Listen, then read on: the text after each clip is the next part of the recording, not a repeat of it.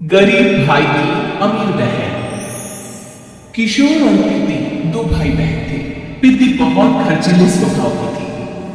वो जितना कमाती अपने ऐशो आराम में पैसे उड़ा दिया करती। लेकिन किशोर समझदार था, घर को साथ लेकर चलना जानता था। अपनी बहन के जितना कमाता तो नहीं था, लेकिन फिर भी वो किसी तरह घर का खर्च चला लेता था।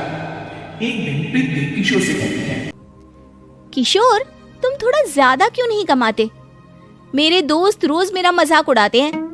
अरे बहन, मैं कोशिश तो कर रहा हूँ।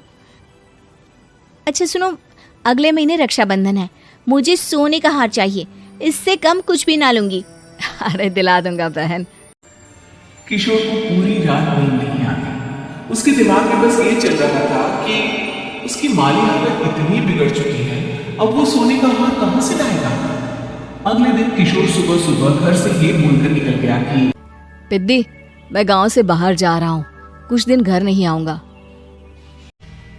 किशोर ने अपने काम के साथ साथ फेरी में कपड़े बेचने भी शुरू कर दिए, जिससे वो ज्यादा से ज्यादा पैसे कमा सके। रात में वो एक बिल्डिंग की चौकीदारी भी करने लगा।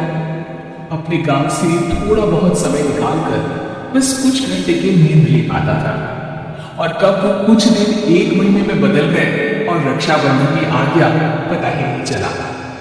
लेकिन किशोर अभी तक घर वापस नहीं लौटा। जहां वो काम करता था, पिद्दी के नाम का गुल्लक रखा हुआ था।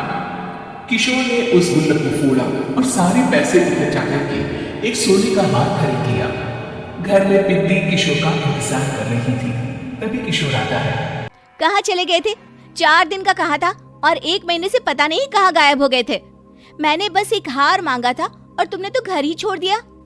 अरे मुझे थोड़ा काम मिल गया था। कुछ नहीं, सब समझती हूँ, बहाने थे तुम्हारे। अपनी बहन के लिए इतना भी नहीं कर सकते, कैसे भाई हो? चलो यहाँ बैठो, राखी बांधती हूँ। पिद्दी ने किशोर को राखी बांधी। वैसे ही किशोर ने अपनी बहन के हाथ में सोने का हार रख दिया। उसकी खुशी का कोई ठिकाना नहीं था। वो मिठाई खिलाए बिना ही नेकलेस लेकर चली गई और शीशे के सामने अपने गले में हार रखकर देखने लगी। किशोर ने लड्डू उठाया और खुद ही खा लिया। ऐसे कई साल गुजर गए। एक दिन पिद्दी की नौकरी छूट गई। अब वो पूरी तरह किशोर पर डिपेंड हो गई थी। आए दिन किशोर को अपने महंगे महंगे शौक दिलाकर उससे पैसे मांगा करती थी। किशोर, कुछ पैसे देना, मुझे पार्लर जाना है। किशोर बिना कुछ बोले उसे पैसे दे देता। ये क्या, 500? अरे इतने में तो मुझे पार्लर में एंट्री मिलेगी बस। अच्छा, देता हूँ ना ज्यादा। अरे कैसे भाई हो, अपनी बहन के लिए इतना भी नहीं कर सकते। किशोर ने जेब से 2000 का नोट निकाला और उसे दे दिया। किशोर गरीबी में रह लेता था, लेकिन अपनी बहन को कभी कोई कमी नहीं होने देता था। बेटा, पिद्दी तुम्हारी बहन है, उसे कभी किसी चीज की कमी मत होने देना और उसका ध्यान रखना, क्योंकि भाई का फर्ज होता है अपनी बहन का ध्यान रखना। किशोर ने मां की कही ये बात हमेशा के लिए याद कर ली थी। शायद मां की इसी बात की वजह से किशोर पिद्दी की हर जिद पूरी करता चला आ रहा था। किशोर, आज मैं अपने दोस्तों के साथ पार्टी करने जा रही हूँ, मुझे कुछ पैसे दो ना। किशोर पिद्दी को समझाता है, लेकिन पिद्दी नाराज होकर चली गई और अपने कमरे में सुबह सुबह कर रोने लगी। किशोर अपनी जेब से कुछ पैसे निकालता है और पिद्दी को दे देता है। किशोर खुद कभी अच्छे कपड़े नहीं पहनता, लेकिन पिद्दी को राजकुमारी की तरह रखता। पिद्दी के जाने के बाद किशोर अपने काम पर निकल गया। एक तरफ पिद्दी अपने दोस्तों के साथ मस्ती कर रही थी, तो वहीं दूसरी तरफ किशोर पैसे कमाने के लिए बड़ी मेहनत कर रहा था। कुछ और दिन ऐसे ही बीत गए। एक दिन पिद्दी एक लड़के को लेकर घर आई और उसे किशोर से मिलवाया। किशोर, मुझे इस लड़के से शादी करनी है, लेकिन इनके मम्मी पापा बोल रहे हैं कि उनको दहेज में एक कार चाहिए, तभी वो मेरा और पंकज का रिश्ता कबूल करेंगे।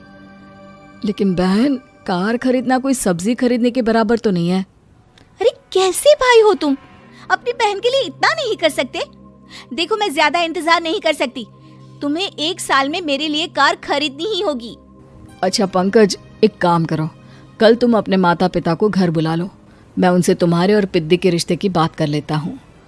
अगले दिन किशोर के छोटे से घर में पंकज और उसके माता पिता आते हैं। बेटा, तुम्हारी बहन ने हमारी शर्त तो बता ही दी होगी। जी बेटा, तुम तो इतने छोटे घर में रहते हो, दहेज कहाँ से लाओगे? मैं अपनी बहन की खुशी के लिए सब कुछ कर सकता हूँ। पंकज और पिंकी का रिश्ता तय हो जाता है। किशोर अब अपनी क्षमता से 4 गुना ज्यादा काम करने लगता है। सुबह सबके घरों में न्यूज़पेपर फेंकता, दिन में मजदूरी करता और रात में चौकीदारी करता। खूब मेहनत करके किशोर ने अपनी बहन की शादी के लिए पैसे जुटा लिए। उसने अपनी बहन के लिए कार खरीद ली।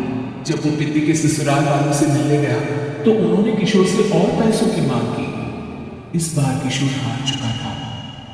पिद्दी माफ करना, मैं तुम्हारी शादी उस लड़के से नहीं कर सकता। वो लालची लोग हैं, उन्हें सिर्फ पैसों से मतलब है। देखो किशोर, मैं पंकज से ही शादी करूंगी। क्योंकि पिद्दी ने तो किशोर की बात न मानने की जैसे कसम खा रखी थी। किशोर ने पंकज को घर बुलाया।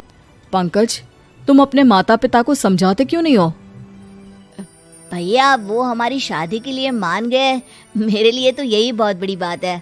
हम एक काम कर सकते हैं, दहेज की रकम में से कुछ पैसे मैं आपको दे देता हूँ। अरे लेकिन समाज वाले क्या कहेंगे? अरे जब दुनिया को पता चलेगा तब ना। अच्छा, कुछ पैसे मैं अपने मालिक से कर्ज में ले लेता हूँ। कुछ पैसे पंकज देता है, कुछ वो कर्जा लेता है और अपनी उम्र भर की कमाई वो अपनी बहन की शादी में लगा देता है। आखिर में पंकज और पिद्दी की शादी हो जाती है। पिद्दी की विदाई के बाद किशोर बिल्कुल अकेला पड़ जाता है। अब उसका कमाने में भी मन नहीं लगता। उधारी वाले रोज घर में आकर बैठ जाते हैं। अरे किशोर, अब तो पिद्दी की शादी को 5 साल हो गए, अब तो हमारा पैसा लौटा दो। चाचा, पिद्दी के जाने के बाद किसी भी काम में मन नहीं लगता। अरे तो हमारा पैसा कैसे वापस मिलेगा? जी, कुछ करता हूँ मैं। किशोर के ऊपर बहुत सा कर्जा चढ़ गया था, इसलिए उसने तय किया कि वो ये घर बेचकर सबके पैसे लौटा देगा। अगली सुबह शहर के किसी साहूकार को उसने अपना घर बेच दिया और सबके पैसे लौटा के वो गांव छोड़कर चला गया। पिद्दी ने शादी के बाद कभी अपने भाई का हाल तक नहीं पूछा। किशोर को फर्क नहीं पड़ता था, बस ससुराल में उसकी बहन खुश है ये जानकर उसे खुद की खुशी मिलती थी और ये सोचकर कि उसने माँ से किया हुआ वादा पूरा कर दिया।